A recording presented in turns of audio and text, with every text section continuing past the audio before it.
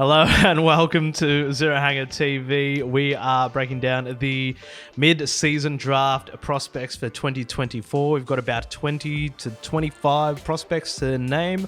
My name is Trinidad. I'm the host, and then I'm always joined by Mitch Keating, our chief AFL editor. How are you, mate? Good, mate. Yeah, good. Less than a week now until the mid-season draft. Less than a week? Less than a week. We've got a few. Yeah, we'll go through a few names across today just to give listeners and fans a bit of an idea on who their club might be looking at and kind of who's up for grabs. And then probably next week we'll do more of a club-by-club focus.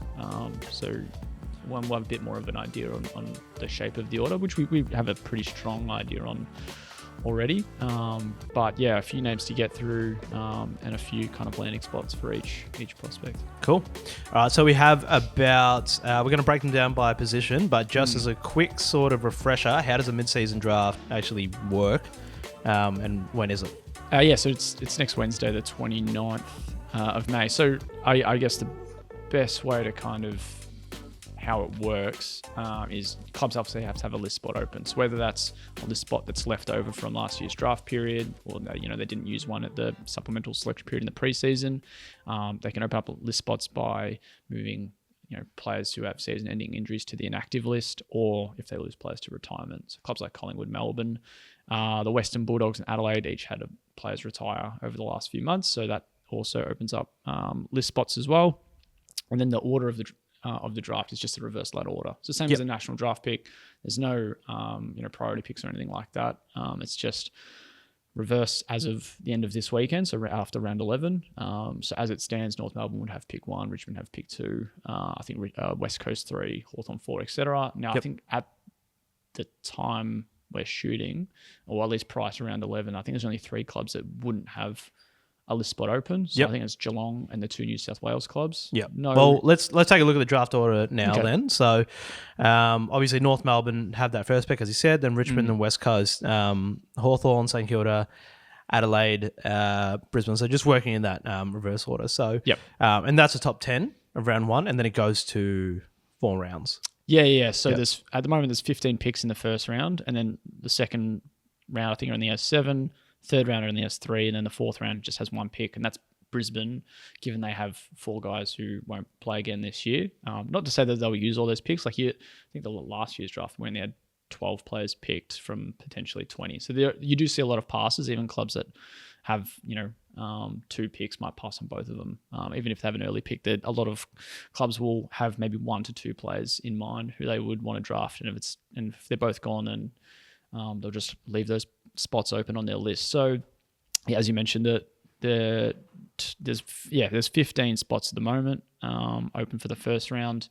North Melbourne, Richmond, Adelaide, Brisbane, Western Bulldogs, Carlton, Collingwood each have 2, and then clubs that have 3 are Richmond, Adelaide, and Brisbane as well. So, like I said, I don't think that order will be set until probably Monday. Clubs still have a bit of time to move players to their long-term injury lists, and obviously we'll have the weekend's results that will kind of shake up the ladder order given, and then therefore the draft order. So there's a bit to play out still, but today's episode's more of a focus on the prospects, and then while there might only be 12 selections, we'll kind of look at maybe double that range. And there's always going to be a few outsiders who will miss. Like last year, I think that Matt Coulter went at pick 3 or 4 in the mid-season draft to Richmond, and he was a real outsider. And then we'll also look at some ex-AFL players who might get a second chance. You might see 1 to 2 each year. Like last year, Caleb Poulter was another, probably outsider as well. Quinton Narkle got a spot. And then years before that, Will Hayes and Sam Durden at Carlton. So there might be 1 or 2 that pop up, and there's some that have been out of the system for some time that are really making a case. And then there's others who might have just been delisted last year, straight into the state league level, and can... could be a chance again. So I guess another question how it works is who's eligible. So if a player was delisted last year, automatically eligible to be selected in the mid-season draft. If you retired, you'd have to get an exemption, but very, very unlikely that the AFL would grant exemptions for retired players. I think you just need to have played at least 3 state league level games in either the Waffle, Samful, or VFL. I don't think the TSL and Tassie counts this year, or if you nominated for last year's national draft, you're eligible. So there's a few things that players need to do to be eligible, but it's not too hard unless Yep. you're someone who retired last year. And most clubs use it as a bit of a just a top-up draft to sort of find what they need Yeah. positionally. Yeah. Like it can be much like the national draft can be a bit of a mix of just trying to get in some good talent and the best talent available and filling list needs. And you can't be relying too heavily on, I guess, the talent that you're bringing through here. But it can turn out to be pretty good. You look at Sam Durham this year, Jai Newcomb, since he's joined Hawthorn, you can get some really good talent here. And I think a lot of people might look at the top end of who's available this year as, good draftees at a young age who might have missed last year's draft. And given they're in an overage campaign, maybe in the talent league this year, or they've stepped up into the VFL, Waffle or Sample, could be, valued at a late first round, early second round pick for this year's draft. And they're just getting in a bit earlier. So that was probably a good case for the guys like Ryan Marrick and Jai Cully the last 2 years, who both went pick one. Cully in particular was probably going to be rated as a late first round pick in his draft class. But because he was an overage player anyway, this is kind of a new avenue for clubs struggling in the bottom midway through the year to bring those kids in, given they're already overage. So, there's some clubs will certainly go for list needs. Some clubs will just get best available if there's maybe 2 or 3 guys on their list and one of them is still there when they're picking. And then, as I said before, there's a good chance that some clubs just come away with no one because they might be back end of the first round and whoever they want is already gone. And they might have a very, very skewed pool of players that they want to select. Yep. All right. Well, let's get into the prospects. So we're going to break them down positionally. We're going to start with the forwards, everybody's favourite position. So first one on the list is Jack Hutchinson. Yeah, one name who I think's probably been one of the earlier discussed so far this season. Didn't take him too long to, I guess, by the sounds of it, be on the radar of a few AFL clubs. First time I saw him, I think it was a practice game for Collingwood's VFL side against Richmond. A lot of high grabs, kicked a few goals early at Punt Road, and really lively and just a big presence for someone who has only just joined the Magpies reserves list this year came from Wonthaggi. And then once the VFL season got underway, looked pretty at ease as well, spearheading their forward line. So I think he had 9 goals in his first 5 games. Decent highlight reel as well, just giving his high leaping ability, few big hangers. Gets a lot of attention. In the VFL. Yeah, absolutely. And so listed as a key forward, but probably a bit of a medium, more of a medium forward, not quite that mid 190s to 2 meters, probably on the low end of, I think, 190 centimeters. So, he's probably not the tallest, but obviously his leaping ability kind of helps him play a bit taller. But if they have a club that wants a key forward and someone who can really, move straight into that, and maybe probably number 2 spot, he's not going to be taking over any number 1 first string key forwards role. But he's probably more of a third tall forward, or would be a good third tall forward option. Yep. So, we talk about North Melbourne having pick 1. Would they look at him? There's a couple other names on this list that they might look at instead, just because they probably want someone a bit taller, similar to Nick Larkey, and because they've already got a Zane Dersma who's 190, 192 centimetres or around that mark, and then a couple others that can play a bit taller, like your Paul Curtis, Eddie Ford, Cameron Zerha. So you'd think that while he's a chance, they might go for someone a bit taller if it was North. And that kind of leaves clubs like Richmond, Hawthorn, St Kilda, Adelaide, Carlton, clubs that might look at getting some key forward depth in at the mid-season draft. And those clubs have some of the earlier selections. Yep. All right. Next one on the list, Jasper Scaife. So out of the waffle with West Perth,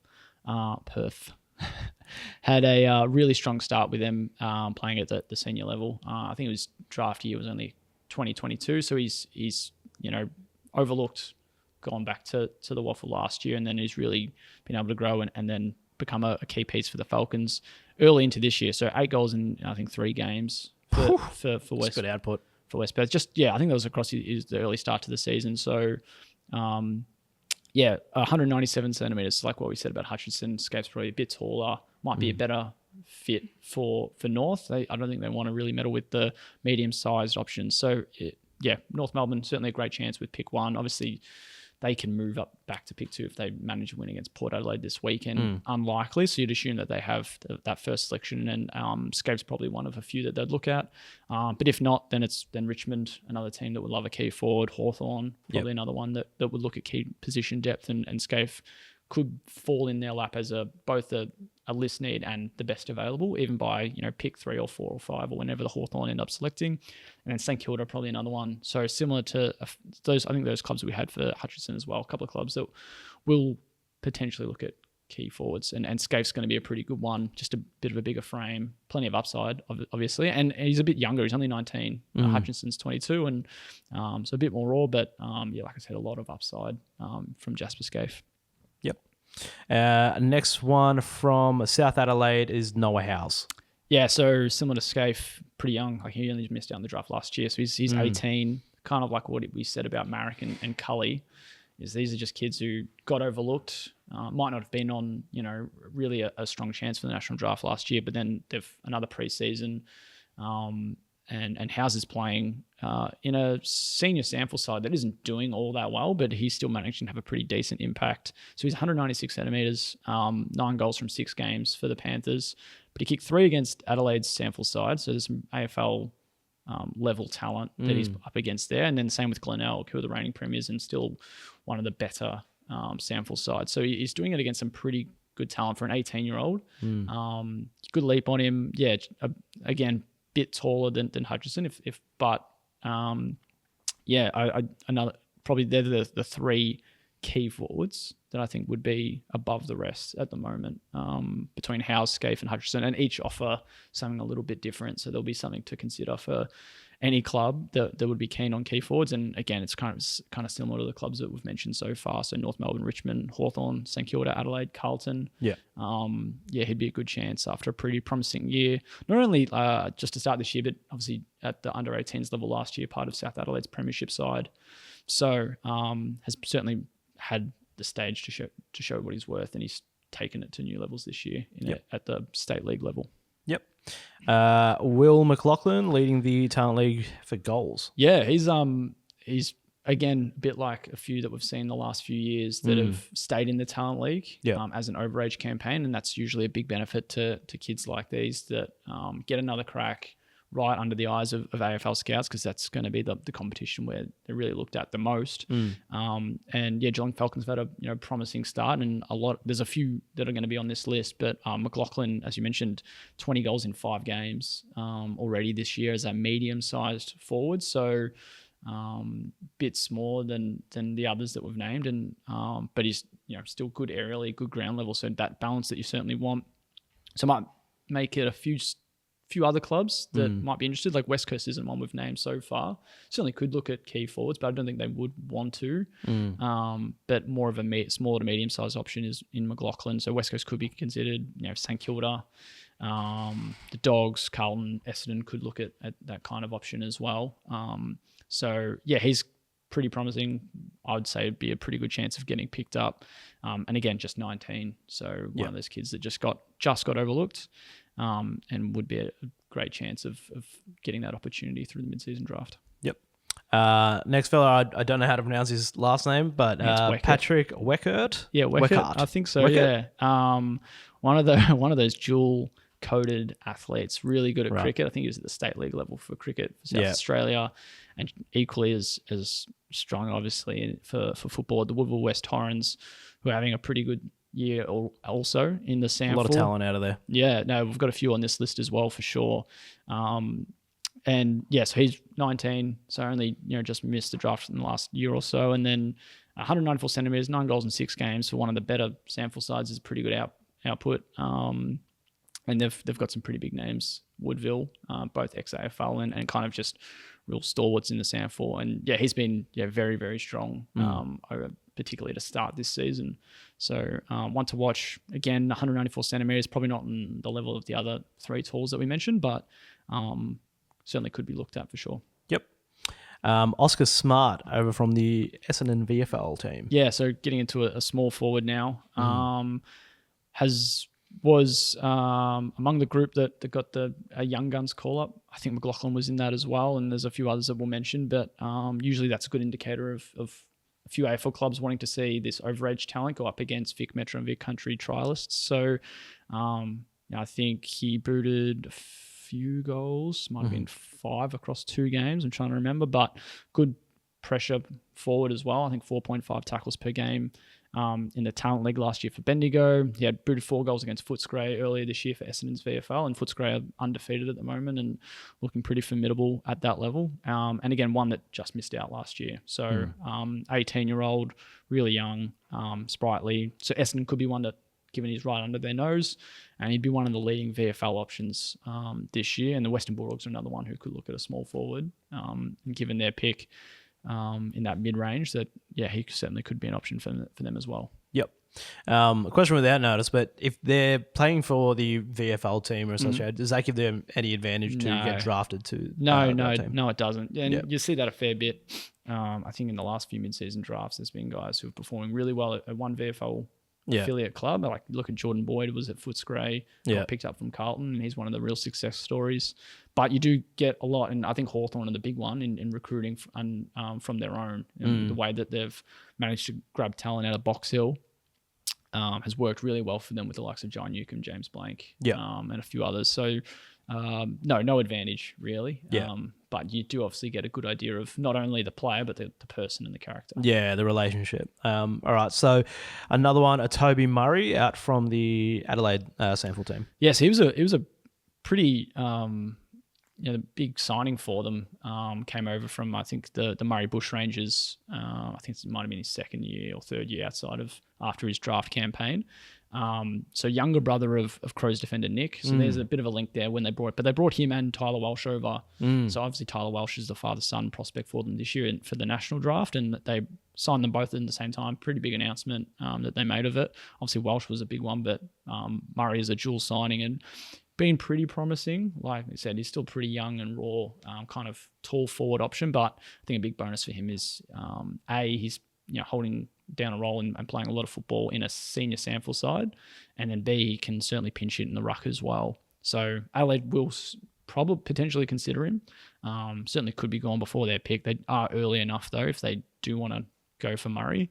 And one thing they'd have to consider is the role that he'd play, if they want that second ruck option that can play forward. They have got that in Riley Thorpe, but certainly no harm in getting someone like Murray through. But maybe they might hold off until their 2nd or 3rd pick. And then worst case, he just stays in their sample system if he doesn't get picked up at all, and they can still keep close tabs on him. So Adelaide's certainly one.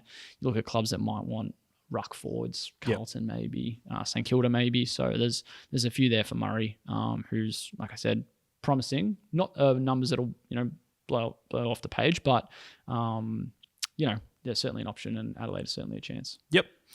So we had Toby Murray, and now we've got Tobin Murray. Yeah, this could stuff a few. So there's a couple here, and it's only really one letter difference. So hopefully no club accidentally drafts the wrong bloke, because unlike Toby Murray, who's more of a tall forward, Tobin Murray is more of an agile, pacey half forward. And has been pretty impressive for Geelong's VFL team. So from the Falcons, links up with the Cats' VFL program. He's played 3 games this year, kicked 6 goals in his first 2 matches, and 1 really, really good goal from the boundary as well. So another one that featured for the young guns, did his stocks no harm, but another one that could be looking for if clubs are looking for a bit of half forward craft. And Geelong, do they need that given their stocks at the moment? Probably not, but he could be a chance as that local product. And he certainly has some good glimpses of talent, and the Cats will know exactly what they like in him, and if he's worth a pick given how well their list management team works. Yep. But again, similar to maybe an Oscar Smart, to Carlton, Essendon, Western Bulldogs, the clubs that might be after some small forwards or half forward threats. Could be a chance there. Yep. And last one out of the forwards, so Jed Hagen. Yeah, I guess more of a utility option, but has proven to be a good attacking threat so far this year in a return to East Fremantle. So he was at Port Adelaide's sample side last year, and then the year before that he was at East Fremantle for his draft year. Probably one of the more unlucky prospects not to get picked up. And when I say utility, I'm talking like, I think I was likening him to Liam Baker in his draft year. So can play across halfback, right through the middle, and that nuggety half forward role as well. But very, hard nosed, gritty, determined player. So yeah, very much that Liam Baker that I think a few clubs would love to have. But yeah, started this season with the Sharks really well. As I said, played in Port Sample side last year as a player straight that, it's 18, 19, so he's still only 19. So, do Richmond look at him having potentially losing Baker this off-season? Adelaide, St Kilda, Melbourne, Freo, these are some of the clubs that could do with a jack of all trades type player. So there's certainly an option there. And he featured for WA in the recent state game over the weekend. Not a huge output, but just goes to show probably where his games are to earn that selection as a 19-year-old. Yep.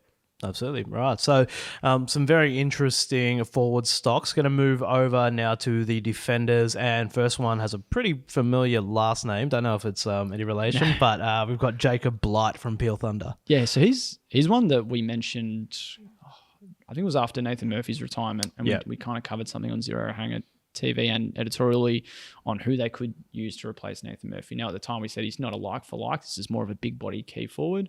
And it seems since that he's really risen as a mid-season draft prospect and could be one of the first few picked. So key defender, featured in the state game over the weekend and was really, really strong, albeit in a pretty heavy loss to South Australia. Has been sensational for Peel, I guess, since the start of last year, since coming across from Claremont. And yeah, I just really balanced, great intercept mark, obviously strong behind the ball, good user of the ball as well, importantly. And I think would have to be picked up. Now, whether it gets to Collingwood's pick now is another thing, and whether they're a club that's keen, but any side that would want to add some key position backline depth, and there are a lot that would, I think he would probably be the first picked. So you're looking at North with pick 1. You're looking at Richmond as well, who will follow shortly after. West Coast, potentially looking at a key defender, and also a local product also probably helps. And then Hawthorn and St Kilda. So they're the first 5-6 clubs. Yeah. And it'd be a good chance that he doesn't go past those picks maybe, just given A, key defensive depth, but B, just if you're picking best available talent, he's, in my eyes, 1, 2, or 3. So might be seen differently, but I think he's going to be a very good chance, and a very good chance to go pick 1, although it sounds like he hasn't actually spoken to North Melbourne yet. So that probably gives you a good indication of where the Kangaroos are at with who they want. But yeah, I'd be shocked if the next few clubs haven't spoken to him yet. Yep. And another popular name is Jez McLennan. Yeah, so the first on our list who's an ex-AFL listed player, so spent 3 or 4 years at the Gold Coast Suns, didn't get a look in, came through I think a draft class that included Jack Lukosius, Isaac Rankin, Ben King, and he was like that 4th or 5th name in that crop. Easy to get overshadowed by those names. Yeah, when they've got 3 of the top 6 picks or whatever it was. So he didn't play a game at AFL level? No, he didn't. Okay. No, and then so he moved back to South Australia, signed with Central District. So he's still only 23. Like, he had a few years in the comp. Now he's in his 2nd season back in the SANFL. And it sounds like he's really back on the radar of AFL clubs. Really good season last year, but this year, just, if you want to call it a breakout year, as a halfback, but that's good in the air. I'd say like Jordan Ridley, but he's not quite the same height as Jordan Ridley. But good ball user, knows how to win it, and good intercept option. So he won best on ground on the Sunday, again in a win over Western Australia, and then won best on ground for South Australia again last month in their win over the VFL. So good chance he gets picked up. We'll get to a few others from that used to be on AFL lists that could get second or second chances, but he's probably the best chance out of most. And there's a few that are good chances, but I would like to think he would be the best chance. Yep, absolutely. All right, so next one, Luke Beacon from Woodville West Torrens. Yeah, so there's a few out of the SANFL and a few out of Woodville West Torrens as well. So another 23-year-old medium-sized defender. I never know whether to go off the SANFL stats site for disposal efficiency. It seems like they're pretty lenient, because he's going at 95% efficiency according to them.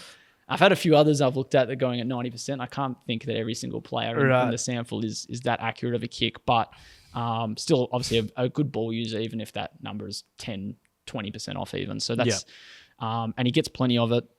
Across halfback for the Eagles, and was one of the best performers for South Australia on the weekend in the state game. So maybe similar to McLennan, there could be a few that are kind of keen on that on some halfback run and ball use, and maybe it's just Richmond looking at some good talent that's in that 23 range and kind of still can come straight into a senior side. But then look at Adelaide. I think for McLennan we might have had a few more, but Brisbane are probably one for Beacon as well. Given they've got up to 4 selections, and he could be a pretty good pick if he does get to that 3rd or 4th round, where Brisbane have 2 out of the 5 picks from that point. So yeah, certainly another good mature age option from the sample. So him and McLennan could be quite close. Yep. And the next one, someone with a little bit of leadership experience, so Will Patton. Yeah, probably one that got overlooked last year in the draft, and perhaps unfortunate injury certainly played a part in him missing. Whether he's still at the level to get drafted is always quite of a hard one to discuss, given his was a key defender working alongside McCabe as well, Will McCabe, who went on to be selected by Hawthorn in the 1st round as a father-son. But Patton was captain of that South Australian side in the championships last year, and has stuck with West Adelaide this season, playing at a high level, state league level, and has been pretty strong to start the season. So good both one-on-one and intercept option, and pretty young, obviously still at 19. Collingwood, Western Bulldogs are probably the clubs that might look at some key defensive depth. And yeah, a good chance. One of the samples, maybe top 10 chances, but maybe more of an outside option. Yep, I'd say. Yep. And last one are the defenders. So Ben Hopkins from the Dandy Stingrays. Yeah, so one that we also mentioned as a potential Nathan Murphy replacement a month or and a half ago. So 18, obviously a top age or overage option in the talent league, averaging 26.6 possessions per game for the Stingrays across halfback. Again, another one that's pretty good aerially, but probably most damaging with the ball in hand and offering some run across halfback. So has had a pretty positive start to the season after not being maybe on the radar too heavily last year. So Adelaide, Richmond, Brisbane are the clubs that we've got listed. There certainly could be a few more, but again, maybe a later pick potentially, if anything. Yep. Interesting. Right. So a lot of depth for defenders and forwards coming through. So we're going to take a quick break and then we'll get through to the midfielders. All right. So looking at the midfielders coming through to the mid-season draft for 2024. First one off the rank, Geordie Payne. Yeah. One who's seemingly being talked up quite highly, and for very good reason, but seems like a chance to go to North Melbourne, and I'll touch on why I don't agree with that. But I can't question the talent. Like I said, if a club is going for the best available talent, he's certainly going to be up there. As a overager, you don't see it too often, but named in the Allies squad after being overlooked last year. So usually, obviously, the national champs will prioritise this year's draft crop and some of the best bottom ages. So the fact that he's getting another shot with the Allies is a great chance. But there's a very good possibility that he only plays one game for them for the Carnival, which is on Sunday against South Australia, and then doesn't play again because it seems like he will get picked up, or is a good chance to get picked up. So very versatile, medium size. So he's not filling a key position role, but I think it's about mid 180s, play across all 3 lines. More so now a midfielder option though. Certainly can play forward, certainly can have a scoreboard impact, but known to be able to play across half-back as well. So 22 touches per game and finding great form for the Devils this year. And yeah, would be a very high option, but is he one that North Melbourne should be looking at? And I don't think so. There's been a few people have suggested that he's a great chance to go to Arden Street, but he's not what they need. I understand, yes, drafting the best available talent is one thing, but bring in the same type of talent with your earliest picks, not only mid-season drafts, but we're talking even last year's national draft and national drafts before then as well for North Melbourne. I think they should be looking at key position options, and there's certainly a few formidable ones out there. So I'd go against Payne if I was North. Not to say that, they could miss. That's not saying that they'll not be missing out on a pretty good option though. So certainly something they'll have to be weighing up if they do see him as the best available player. But if they do pass on him, then Richmond, West Coast, St Kilda, Brisbane, right there for the taking for him as a Tassie option. And one obviously they'll have to keep in mind given Tassie come into the league in the next few years, and just about anyone from the Island State will be right in their sights. So he's going to be an interesting one. Obviously, like I said, one of the sounds like the higher rated prospects, but if he is the best in this available crop, do North go for him, or do they maybe lean towards a list need, which is really at either end of the field with a key position player. So he's going to be the really interesting one, I think. And just where he lands if it's not pick one. Yeah. So they're in an interesting position, and we'll go more into that in our video next week about in the club by club video. So next one is Kobe Ryan. Was probably a pretty stiff to miss out in 2022 at the national draft. Probably fell away a little bit and entered the season very highly that year in his draft campaign, and probably just didn't have the year that he might have hoped for. But my God, he's responded really well, not only last year, but this year in particular. So, stayed with West Adelaide. I think he was a breakthrough player of the year last year, and this season has been one of West Adelaide's best in an improved blood side as well. They've I think won the last 5 wooden spoons in the SANFL, and this year they're certainly on the up, and he's certainly a big reason why. Goal kicking midfielder, good ball winner inside, and then just can have that breakaway pace. Kicked a really good goal. I want to say it would have been last weekend, or the weekend before last, I should say. And he's putting together a really strong first half of the year, and he's only 20. So he's not a player that you'll be requiring straight away. But if you needed to, you can certainly slot onto half forward on the wing, right through the middle. Great midfield option, I think, with plenty of time on his side. But I think a lot of clubs which is every club that overlooked him 2 years ago, would have to look at why they did, and if those areas have improved in his game. So West Coast potentially one just for some midfield depth, and Kilda the same, Adelaide the same, Freo as well. I really rate him. Yep. I think he'd be a good one to get picked. Yep, beautiful. All right, and Max Hall from Box Hill. Yeah, so as we mentioned earlier, Hawthorn love kind of recruiting internally, I guess you'll call it. Max Hall's been really, really good for Box Hill. Just 22. Working in a midfield group that will often have a Henry Huswaite or a Josh Ward rolling through, but Hall's right around there as well, as is Cal Brown. Another one of the best midfielders in the VFL, but Brown obviously spends some time outside of the midfield as well, and that affords Hall to kind of step up a little bit. So 23.6 disposals, 4.3 tackles, 3.4 clearances for the Hawks this year. 22, maybe not Hawthorn's first selection, but certainly they might only have one though. Trying to think, they only have one. They do, so it'll be interesting. They probably they can't open up another one unless they have a long-term injury, but that's gonna that could be a interesting one for them if they pass on him and someone else jumps on him. As we kind of mentioned earlier, there's always a few that make those moves, but if they rate him really highly and there's a couple others on the board, then they'll have a decision to make. But worst case, doesn't get picked, stays in their system, and there's always the rookie draft at the end of the year as well. Yep. Young midfielder that I think some Hawks fans might know if they've paid a fair bit of attention to the VFL. Yep.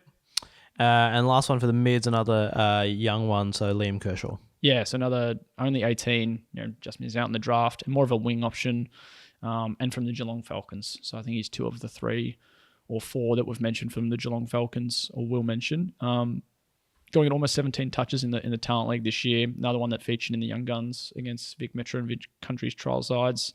Seems pretty highly rated.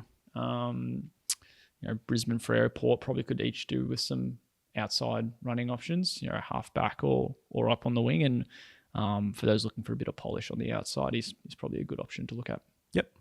All right. So some interesting, we had about 4 midfielders there. We've got 4 rucks, and rucks are always interesting in terms of what their actual value is, especially early, because you don't see them slot straight into a side. So we'll start with Joe Pike. Yeah. And as you mentioned, just on the rucks, very big focus for the mid-season draft. It was 2 or 3 counts ago that I think there was about 11 rucks picked up out of 20 odd picks. And then the last few years we've also seen similar trends, not as high, but still a lot of rucks picked. And Joe Pike and a lot of them will usually be project options, not instant fixes. Yeah.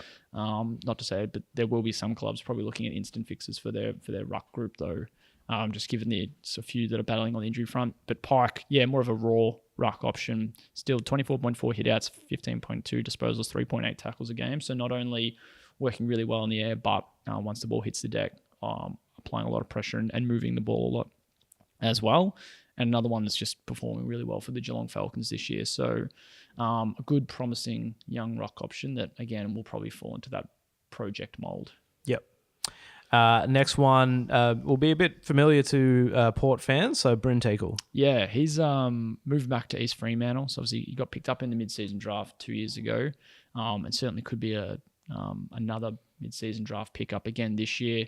So back in the waffle and looking right back at home in putting up the numbers, or even better than what got him that selection of Port Adelaide 2 years ago. Obviously didn't work out, and they've kind of shaken up their ruck group, the power. But then Teakle, trained for a list spot at Collingwood, just fell short, you'd think. And the Pies would have to be a potential landing spot for him, given they were obviously interested in him earlier this year. Didn't have the list spots to get all their SSP prospects in. But now that they've lost Aiden Begg for the year, Oscar Steen probably out for most of the year. They're really battling in the VFL for ruck options when you've got both Mason Cox and Darcy Cameron playing up top. So if one of them get injured, or God forbid both, then they're really going to be without a ruckman for the second half of the season. And Teakle, AFL experience, still playing really good footy, still only 24, and familiar enough with Collingwood that he'd be a pretty good option for them with one of their 2 selections. Yep. And moving down, so from the Northern Bull Ants, we have Will Elliott. Yeah, son of ex-cricketer Matt Elliott, who I think some people might have heard of Will, given he ranked quite highly in his draft year, 2022. Had an overage year for Oakley last year, and was solid enough. But I think what the attraction will be this year is how well he's performed in the VFL as a forward ruck option, against senior talent. Still only 20. Another one with a decent highlight reel, a few big grabs down at Kramer Street. So, another one, again, only 20 and probably needs a bit of size and just a bit more development. But, I think a pretty sturdy option for anyone looking for a ruck that can play forward and vice versa. Yep. And last but not least, another young ruckman in Lucas Impey. Maybe more of an outside option. But certainly couldn't discount it just given his form for the Western Jets as an overager. So still only 18, 17.8 touches, 35.8 hitouts, and 5.4 tackles. Blows, I think, most other ruck prospects out of the water, just from a on paper perspective. But I think he'd get a good look playing for the Jets in some local footy, but quite a lean ruck option that I think could suit any that just need to plug a hole in that 3rd or 4th string that they can get some time into over a few years while they're kind of set at the moment with their 1st or 2nd string ruck option. So Adelaide could be a club like that. They've got O'Brien, who's only 28. They've got Riley Thilthorpe coming through, but they don't. And then they've got Kieran Strawn, who's that 3rd option. So they probably want another one in there, particularly if they want some bit more youth in that area as well. So Adelaide are an option. And then for a few of the other clubs that would be wanting ruckman, Richmond, the Western Bulldogs, Melbourne, Collingwood, as we mentioned earlier, they're probably the clubs that would be looking at rucks. Whether it's quick fixes now for a club like Richmond, who just lost Sam Naismith to an ACL injury. They might be wanting someone like Teakle, whereas they still could maybe rely on an Impey or an Elliott or a Pike, given they've got Samson Ryan as well, who's ready to step in. Yep. Now, that is it for the rucks. Now, one of the cool things about the mid-season draft that I like, at least, is seeing, players that have already played, have that AFL experience, get another shot. So this is our list here of ex-AFL players. We've already mentioned Bryn Teakle, and there's a couple of other very familiar names on there, like Trent Bianco, Trey Rusco. Yeah, a few ex-Pies, as you mentioned. Bianco has gone to Footscray and really could follow the same path that saw Caleb Poulter get picked up in last year's mid-season draft. So cut from Collingwood, joins the Dogs as reserves, plays pretty well. And Bianco was selected for the VFL's representative side for gather round and again was a pretty strong performer, albeit in a loss. So could do the exact same thing if the Western Bulldogs like him. But there could be some other clubs that certainly do as well. Some might think he was probably a bit hard done by not to be renewed at Collingwood, but he wasn't playing too much senior footy at that level, despite it was good in the VFL, but just got to think if that's his level or if he can take that step above, just given the lack of opportunities that he got in a premiership side. So one, as you mentioned, Trey Roscoe is another ex-Magpie who's gone back to WA, joined West Coast's reserve side, and he's playing more of a forward role. Played in the state game on the weekend. I think he kicked 1 goal 3. So you turn that into 3 goals 1. It certainly reads a lot better up against a really strong South Samford backline. And he's been performing well enough for West Coast reserves, who obviously battle a fair bit in that league, just given the list and the lack of availability they've had of AFL listed talent over the last few years. So another one, but again, more of a forward this year. Certainly can slot back into a defensive role. He did the opposite during his time at Collingwood, went from forward to the back line. Another Collingwood listed VFL player, Ned Long, former Hawk. Certainly an option midfielder and good defensive-minded midfielder. And then a few other names. So as we mentioned, Brent Teakle, Jez McLennan. Dan McKenzie is a one of the better players on this list. Yep. Just injuries, that stopped him from getting a new chance at St Kilda at the end of last year. Also stopped him from getting a run on the Gold Coast for an SSP spot. He was set to fly over there from Fremantle, who he also trained with when he got injured again. So it's a gamble. It's a big gamble, but if he gets his body right, it's certainly one that would pay off. James Rowe, former Adelaide small forward, has been awesome for Woodville West Torrens since landing back in the SAMFL, moved into the midfield, so he's now adding that to his game. Obviously, he was just a pure small forward with the Crows, but goal-kicking midfielder now. Foss Williams medal winner in last year's state game win. So, he's might be a surprise to many, given maybe the level he was at with Adelaide, but he's really grown over the last 2 seasons. Will Snelling, unlikely. But if you're looking at the best performers across state league competitions, he's been a massive for Sturt since signing with them over the off season. Was a mid-season draft pick himself in 2019. So whether that means he'd land at a third AFL club, albeit unlikely, he's performing very well and could be a quick fix that has AFL experience and certainly can play at the level for maybe one of the bottom few clubs that just need some talent through the door. And then Matt Ling, who I think only played 4 games for Sydney a few years ago, got cut and has been playing at Norwood. Supposed to be, a good chance of getting picked up and as a nice, halfback. So in that kind of sample crop that has a fair few decent halfbacks with McLennan and Beacon, who we mentioned earlier. So there's a few there that used to be on AFL lists that, certainly could be a chance. Like you never quite know. I think like the Sam Durden and Will Hayes picks were a bit of a surprise by the Blues a few years ago. Poulter again last year, maybe a little bit as well. So you just never know. There's a few, and there's going to be a few more as well that that certainly could be a chance that pop back up on an AFL list. Yeah, it's always a cool story. And to finish off, we've got just a couple of other players to note that we wanted to go over. Yeah, well, just some other names, nothing too detailed. Yeah, but, some cool names on this list. Illyria, so Riley Holder from Glenelg, probably one of the SAMFL's best chances as well, and a bit of a younger option. Adam Deloya, another SAMFL midfielder, a bit like Kobe Ryan, missed out in the draft in 2022 after probably entering his draft year, rated really highly. So a good young midfield option who's looking to better his game. Cooper Trembath, overager for Eastern Rangers, done pretty well as an 18-year-old. Jean-Luc Valasaris, Northern Bull Ants, 25 years of age. So you're looking at a real mature option there, but just think of Lockie Sullivan and what he's been able to do this year. Valasaris probably equally up there, I think, as from a standard and skills perspective that Sullivan had at Footscray last year. And we're talking about a Team of the Year player who I think his team won one game last year and still broke into the representative side. So, he'd be an awesome story. And then Flynn Gentle, another one from Coburg, another VFL option, a bit younger, good midfield option. There'll be a bit for him there. And then a couple others, a couple of ruck options. Illyrio Smith, who I think was a Hawks NGA prospect, overlooked. So the Hawks don't get access to him in the mid-season draft. If he's available at the national draft, they could again. But he's going at 7.5 hit-outs per game and working in the Eastern Rangers side that's got 3 of the best midfield options for this year's national draft.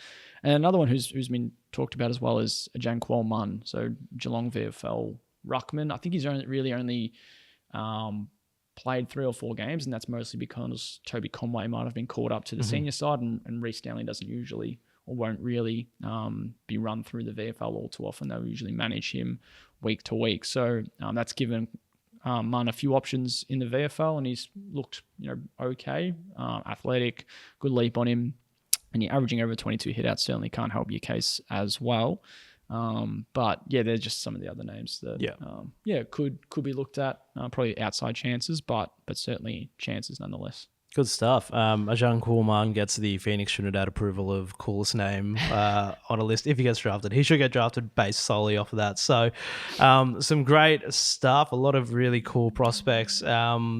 When is the mid-season draft, and what can we expect from Zero Hanger in terms of coverage? Yeah, so it's on Wednesday. We've got a bit that's already been posted up this week on site, just from some of the, very much covering a lot of these names and why they stand a chance, and a bit more detail on them if you want to read them. Obviously, go to zerohanger.com.